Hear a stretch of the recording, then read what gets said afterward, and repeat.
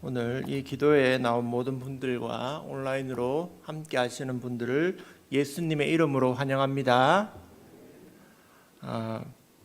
여러분들은 예수님을 만나셨습니까? 다 만나셨죠? 믿음은 예수님을 만나는 것에서 시작합니다. 예수님의 12 제자들은 어떠했을까요? 그들은 예수님 바로 곁에서 같이 살면서 예수님과 함께 먹고 함께 자고 또 예수님의 말씀을 늘 들으면서 마음을 채웠고 예수님의 기적을 바로 앞에서 보며 살아갔습니다. 또 예수님이 이쪽으로 가자 하면 이쪽으로 가고 저쪽으로 가자 하면 저쪽으로 가며 예수님을 누구보다도 가장 잘 만나고 체험한 사람들이었습니다. 그래서 그들이 드디어 예수님에 대한 신앙 고백, 믿음의 고백이 나오는 장면이 오늘 말씀입니다. 관계에 있어서 중요한 것은 고백을 해야 되는 것입니다. 고백을 할 때 그 관계가 온전히 시작되는 것을 보게 됩니다. 우리가 흔히 드라마에서 보는 누군가 누구를 사랑합니다, 좋아합니다라고 이렇게 고백하는 것을 보게 되지 않습니까? 그런데 누군가에게 사랑한다라고 말했는데 저는 아니에요 라고 이렇게 거절했으면 그 관계는 시작되지 않는 것이죠. 그런데 반대로 누가 고백하여서 제가 당신을 사랑합니다, 좋아합니다 라고 말했는데 제가 그 말을 받아들이고 저도 그렇습니다라고 하면 그때부터 그 관계는 사랑의 관계로 시작하는 것입니다. 요즘 말로 그때부터 1일인 것입니다. 우리들의 믿음도 그렇습니다. 예수님에 대하여 우리가 예수님을 만나고 예수님께 대하여 예수님, 제가 예수님을 사랑합니다라는 사랑의 고백, 믿음의 고백을 하면 그때부터 우리의 믿음의 관계, 사랑의 관계가 시작되는 것입니다. 예수님은 이러한 고백이 나오게끔 제자들에게 오늘 질문을 던지고 계십니다. 사람들이 인자를 누구라 하느냐? 라고 하시고 또 너희는 나를 누구라고 하느냐라고 질문을 통해서 제자들의 믿음의 고백을 이끌어내고 계신 것입니다. 사실은 예수님은 사람들이 예수님을 어떻게 생각하는지에 대해서는 큰 관심이 없으십니다. 그것은 예수님의 주요한 관심사가 아니었습니다.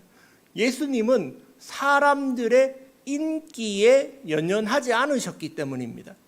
사람들이 뭐라 그래도 예수님은 자신의 길, 그 십자가의 길을 묵묵히 걸어가셨기 때문입니다. 그러나 예수님이 사랑하시고 예수님이 직접 이름을 불러서 함께하는 그 제자들에게는 예수님이 관심이 있었습니다.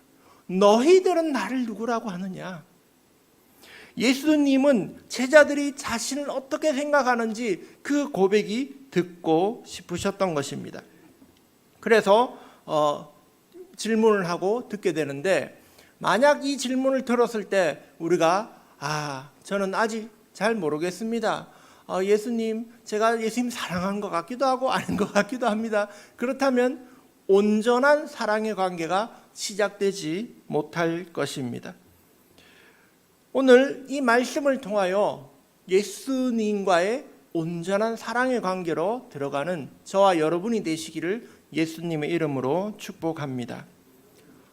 오늘 말씀의 시작에 예수님이 가이사랴 빌립보 지방을 지나가시다가 제자들에게 질문을 하면서 대화가 시작됩니다. 요즘 내 소문이 어떠냐? 사람들이 나를 누구라고 하느냐라고 제자들에게 예수님이 말을 거셨습니다. 그러자 제자들은 이렇게 대답합니다. 누구는요 예수님을 세례 요한이라고 하고요, 또 어떤 사람은 엘리야, 또 어떤 사람은 예레미야, 이렇게 선지자 중에 한 명이라고 합니다. 예수님께 그렇게 대답해 드렸습니다. 세례 요한은 예수님이 오시기 바로 직전에 활동했던 그 마지막 선지자였습니다. 근데 그는 어떤 사람이었냐 하면 바른 말하고 옳은 말을 하고 천국의 복음을 전했는데 그 말씀 전하는 것이 엄청난 영향력을 가진 사람이었습니다. 그래서 성경에 보면 세례 요한이 광야에서, 사람이 없는 그 사막에서 복음의 말씀을 전하는데 온 유대 땅에서 사람들이 몰려와서 그 말씀을 들었다라고 되어 있습니다. 또 엘리야는 우리가 흔히 말하는 불의 선지자입니다. 그가 한번 기도하면 하늘에서 비가 내리지 않고, 또 그가 다시 기도하면 하늘에서 비가 내리고, 또 그가 기도할 때 하늘에서 불이 내리는 기적을 일으켰던 그 놀라운 선지자가 바로 엘리야입니다. 그러니 예수님을 두고 세례 요한입니다, 엘리야와 같습니다 한 것은 예수님 말씀이 너무나 대단히 좋습니다, 대단히 감동적입니다, 말씀을 잘하시는 분입니다 라는 표현과 함께 예수님은 또한 능력 있는 분이십니다 라는 그러한 사람들의 평가라고 할 수 있을 것입니다. 예수님을 따르던 무리들은, 사람들은 그렇게 예수님을 선지자 중에 한 명이라고 생각했습니다. 하지만 예수님은 이러한 사람들의 평가, 그러한 말을 마음에 차지 않는 듯 제자들에게 다시 한번 여쭤보시는 겁니다. 너희는 나를 누구라 하느냐? 예수님이 친히 그 이름을 불러주었던 그 제자들, 병고침하는 그 현장에 항상 함께했던 그 제자들, 전도 사역에서 함께 또 행동했던 그 제자들은 예수님을 어떻게 경험하고 생각하느냐라고 물으신 것입니다. 그때 사도 베드로가 대답을 합니다. 주는 그리스도시요 살아계신 하나님의 아들이십니다. 이게 정말 놀라운 대답입니다. 예수님을 기쁘시게 한 정답이었습니다. 베드로의 대답은 예수님이 그리스도 메시아이십니다라고 고백합니다. 메시아는 즉 하나님이 보내신 구원자시라고 고백하는 것입니다. 그런데 사실 더 놀라운 말은 그 뒤에 있습니다. 살아계신 하나님의 아들이십니다. 살아계시다는 것은 우상과 달리 우리에게 응답하시는 그런 하나님이라는 뜻이고, 그 뒤에 하나님의 아들이라는 말은, 여러분 사람의 아들이 뭡니까? 사람이죠. 뱀의 아들은 뭘까요? 뱀이죠. 신의 아들은 신이란 뜻입니다. 하나님의 아들입니다라는 고백은 당신은 하나님이십니다라는 고백인 것입니다. 예수님을 하나님이라고 고백하는 게 최종 그 믿음의 고백의 완성입니다. 우리가 어떤 종교입니까? 대한예수교 장로회입니다. 예수님을 믿는 종교 예수교입니다. 예수님이 하나님이라고 믿는 사람들이 바로 우리들입니다. 우리의 믿음은 예수님이 하나님이에요. 그걸 믿을 때 이 믿음이 완성이 되는 것입니다. 베드로가 완벽한 답을 했는 것이죠. 예수님도 기뻐하셨습니다. 그러면서 그 대답에 대해서 예수님이 축복해 주시기 시작합니다. 복을 주시기 시작합니다. 바요나 시몬아, 내가 복이 있도다. 내 답이 정답이다. 너는 정말 잘 알고 있구나. 그러면서 이것을 알게 한 것은 하늘 아버지시다라면서 그 뒤로 계속해서 너는 이제 베드로다. 그 반석 위에 내가 교회를 짓겠다 하면서 계속해서 복을 주시는 말씀을 해주고 계십니다. 앞에 16절까지의 내용이 베드로의 신앙의 고백의 부분이라면 17절 이후로 나오는 부분은 예수님이 그 신앙 고백에 대해서 베드로에게 복을 주시는, 기뻐하시는 그러한 내용이라고 할 수 있습니다. 그래서 오늘 이 놀라운 고백에 대해서 우리들은 전반부만 이야기하고 예수님의 복에 대한 내용은 다음 주에 더 자세히 나누려고 합니다. 이 놀라운 신앙 고백이 한 사람을 바꾸는 것입니다. 이 놀라운 신앙 고백이 든든한 믿음으로 세워주고 있습니다. 이 놀라운 신앙 고백 위에 교회가 세워지는 것입니다. 그리고 말씀에, 기도에 복을 받게 되는 것입니다. 여러분, 그러한 놀라운 믿음의 고백이 여러분들에게도 있기를 축복합니다. 예수님이 누구신가 만나봐야 합니다. 경험해야 합니다. 그냥 들어보는 것으로는 예수님에 대해서 이렇게 말할 수가 없습니다. 예수님이 누구신가라는 그 질문은 정말 내가 예수님을 만나야만 내 마음속에서 진심으로 우러나와서 할 수 있는 대답인 것입니다. 우리는 전해 들을 수도 있습니다. 예수님이란 분이 있었대. 예수님이란 분이 하나님의 아들이래. 무리를 걸었대. 병자를 고쳤대. 또 그분이 우리를 구원하시는 분이야 라고 전해 들을 수는 있습니다. 그런데 그것은 전해 듣는 지식에 불과합니다. 그러나 진짜 믿음은 어디에서 생기는가 하면 내가 진심으로 예수님을 마음을 열고 받아들일 때, 내가 예수님을 만날 때 그 만남이 우리를 믿음으로 인도하는 것입니다. 예수님은 우리에게도 물으시는 것입니다. 너희는 나를 누구라고 하느냐?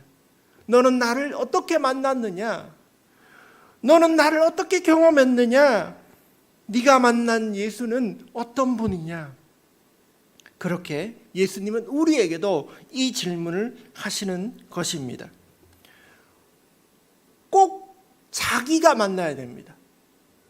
예수님이 말씀하시기를 17절에 이는 혈육이 아니다 라고 이렇게 얘기하십니다. 이 말은 뭐냐 하면 예수님을 믿게 되는 것은 네 가문이 예수 믿는 가문이라고 네가 잘 믿는 게 아니다. 그렇게 말씀하시는 겁니다. 너희 아버지가 혹시 집사고 장로고 목사라 할지라도 그래서 네가 이런 믿음의 고백을 할 수 있는 것이 아니라는 것입니다. 이 믿음의 고백은 혈육에서 온 것이 아니라는 것입니다. 내가 직접 만나고 내가 직접 고백해야 된다는 것입니다. 여러분, 그러면 진짜 저는 아직 잘 못 만났는데요. 저는 아직 잘 모르겠는데요. 그런 분도 있을 수 있을 것입니다. 그럼 어떻게 해야 됩니까? 솔직히 말하면 됩니다. 예수님, 저는 아직 예수님을 잘 모르겠습니다. 잘 못 만난 것 같습니다. 그러니 내 마음에 오십시오라고 기도하면 만날 수 있습니다. 예수님께 나아갈 때는 솔직한 간구, 그 기도만 필요합니다. 예수님은 만나고 싶어하는 그 사람을 만나 주시기 때문입니다. 결코 우리가 믿는 집에서 태어났다고 예수님을 믿게 되고 만날 수 있는 것은 아닙니다. 다만 만날 기회가 많이 제공될 뿐입니다. 3대째 신앙의 집안이라고 해서 예수님을 잘 믿는 것이 아닙니다. 혈육이라고 이러한 믿음의 고백을 할 수 있는 것이 아닌 것입니다. 예수님이 뭐라고 하십니까? 이는 혈육이 아니요 하늘에 계신 아버지께서 이렇게 알게 해주셨다고 합니다. 즉 하나님께서 우리에게 마음에 감동을 주셔야 이러한 믿음의 고백이 나온다는 것입니다. 성령의 감동이 없이는 우리가 예수님을 진짜로 예수님이시다, 예수님이 내 구원자시다, 주님이시다, 그러한 믿음의 고백이 나오지 않는다는 말씀입니다. 그러나 누구라도 아직 예수님을 만나지 못했다면 지금이라도 예수님, 내 마음에 오십시오. 예수님, 내가 마음문을 열 테니 내 안에 들어와 항상 함께 해주십시오라고 기도한다면 누구라도 예수님을 만날 수 있습니다. 요한계시록 3장 20절에 예수님이 말씀하시기를 내가 문 밖에서 두드리노니 누구든지 내 음성을 듣고 그 문을 열면 내가 들어가 그와 함께 먹고 그와 함께 산다고 약속하셨습니다. 우리가 예수님을 초대하면 예수님은 언제든지 우리 마음에 들어오실 준비를 이미 하고 계신 것입니다. 여러분, 요즘 예수님이 잘 느껴지지 않습니까? 예수님과 함께 하는 그런 생각이 잘 들지 않을 때가 있습니까? 그러면 다시 초대하십시오. 예수님, 제가 예수님과 함께 하지 않는 것 같습니다. 제 마음이 아직 우울합니다. 그렇다면 지금 이 시간 예수님을 초대하십시오. 예수님 나와 함께 해주십시오. 예수님 나와 함께 해주십시오. 그 믿음이 바로 예수님을 만나게 하고 온전한 믿음의 고백으로 인도하는 것입니다. 여러분은 예수님을 만나시기 바랍니다. 그리고 예수님을 만나서 온전히 기쁘시게 하는 그러한 믿음의 고백을 하는 사람들이 되시기 바랍니다. 독일에서 공부하신 김요석 목사님의 이야기입니다. 이 목사님은 1970년대에 독일에 가셔서 신학 공부를 하셨습니다. 그런데 1970년대만 해도 지금도 그렇지만 신학 사상이 자유주의적인 신학이 강했습니다. 그게 무슨 말이냐면 성경을 과학적으로는 보는데 믿음으로는 받아들이지 않는 그런 신학 사상이 강했다는 얘기입니다. 그래서 그 수업에 들어가서 교수가 이렇게 말하더랍니다. 여기 있는 학생 중에서 이 성경이 아직도 하나님의 말씀이라고 믿는 사람이 있느냐? 있으면 손 들어봐라. 이렇게 시켰다는 거예요. 그래서 이 목사님은 또 자기 믿음대로 성경은 하나님의 말씀입니다 하고 손을 번쩍 들었어요. 그랬더니 교수가 자네는 아직 그 미신 믿는 그런 동양에서 온 그런 사람이라서 아직 공부가 덜해서 그런 것 같은데 좀 더 공부해보면 이게 잘 믿을 게 없다는 걸 알게 될 걸세라고 이렇게 얘기를 했다는 거예요. 그런데 그 다음 시간에도 교수가 또 물었는데 이 목사님이 손을 번쩍 들면서 이것이 하나님 말씀입니다. 그렇게 손을 들었더니 교수가 화를 내는 겁니다. 자네는 왜 그렇게 믿느냐? 어디 하나님의 손이라도 잡아봤느냐? 이렇게 되물었는 거예요. 교수가 화를 내니까 어떡합니까? 학생이 할 말이 없이 그냥 그렇게 잠잠히 있었죠. 그리고 나서 학교를 마치고 한국에 돌아와서 김요석 목사님께서 가르침을 남을 가르치는 그러한 교수 직분에 있다가 어떤 사람이 제안을 합니다. 가르치기만 하지 마시고 이제 목회를 해보시면 어떠겠습니까? 하면서 시골에 한 교회가 있는데 목사님으로 오십시오. 이렇게 초청이 있었던 겁니다. 그래서 이 목사님이 알겠다라고 해서 전라도의 한 시골의 마을에 밤 늦게 토요일 날 그렇게 부임하게 됩니다. 그래서 밤 늦으니까 깜깜해서 사람들이 잘 안 보였어요. 그래서 그 마을에 가서 하룻밤 일단 주무십시오 하니까 자고 나서 아침에 일어나서 종이 땡땡 울리는 거예요. 아이들이 주일학교가 하는 겁니다. 그래서 주일학교 애들 한 20명 앉아 있는 거에 목사님이 올라가서 예수님 이야기를 들려주는데 저 앞에 앉은 애가 훌쩍거리면서 콧물을 줄줄 흘리는 거예요. 그래서 목사님이 나와봐라 하면서 이제 옷으로 콧물을 좀 닦아줬어요. 그랬더니 그 다음 애가 또 콧물을 훌쩍거리고 그 앉아있는 애들 다 코 닦아주다 보니까 주일학교 시간은 다 지나가는 거예요. 드디어 대예배 시간이 됐습니다. 그 대예배 시간이 돼서 사람들이 들어와서 이제 말씀을 전하고 하려고 해서 떡 봤더니 사람들이 이상한 거예요. 왜냐하면 코도 없고 입술도 없고 갔던 그 마을이 바로 나환자촌이었던 겁니다. 나환자들이 함께 사는 그 마을에서 목사님이 목회를 시작하니까 사람들이 코도 없고 눈도 없고 손가락도 없는 그런 사람들이 앉아 있는 거예요. 그걸 처음으로 딱 보니까 목사님이 깜짝 놀라서 강단에서 무슨 말을 해야 될지 잘 모르겠고 그냥 시간만 지나가고 끝났습니다. 그런데 예배 끝나면 뭐 합니까? 목사님이 저기 문 앞에 가서 인사하시잖아요. 그래서 목사님 처음 오셨으니까 교인들이 줄을 쫙 서 있는 겁니다. 인사한다고. 그래서 목사님이 저기 문 앞에 가서 이제 인사하려고 보니까 손에 손마디가 없는, 손가락이 없는 할머니가 목사님 손을 이렇게 잡고는 목사님 감사합니다 이렇게 얘기한 거예요. 목사님은 아직도 좀 떨리는 거예요. 이 손을 잡아야 되나 말아야 되나 하는데 왜 감사합니까? 할머니, 하나님이 원망스럽지 않으세요? 나 환자이기 때문에 떨어져서 사람들하고 살아야 되는 이것이 원망스럽지 않냐고 질문을 했습니다. 그랬더니 할머니가 하시는 말씀이 아니요. 제가 예수님 믿고 이제 천국 가게 되었는데 원망이라뇨.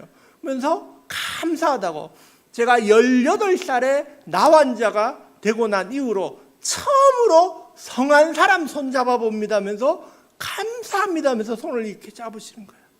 그래서 목사님 마음에 감동이 왔는 거예요. 이분이 정말로 감사하고 있구나. 근데 그때 번뜩 드는 생각이 혹시 내가 잡고 있는 이 손이 어쩌면 예수님의 뭉퉁한 십자가에 달려서 그 거칠거칠한 그 손일 수 있겠구나라는 감동이 오셨다는 겁니다. 그 옛날에 독일 교수가 던졌던 그 말이 그때서야 이제 생각나면서 그 손을 잡고 그렇게 인사를 했다는 것입니다. 그 이후로 김여성 목사님은 예수님 손 붙잡고 목회한다는 소문이 독일까지 나게 되셨다는 간증입니다. 할렐루야. 여러분, 우리가 예수님을 진짜로 만나야 진짜 신앙 고백이 나옵니다. 예수님을 진짜로 만나시기 바랍니다. 내 마음에 모시고 그 예수님과 함께하면 여러분 마음속에서 말하지 말라고 해도 진짜 사랑의 믿음의 고백이 나올 줄 믿습니다. 그러한 저와 여러분이 되시기를 예수님의 이름으로 축복합니다.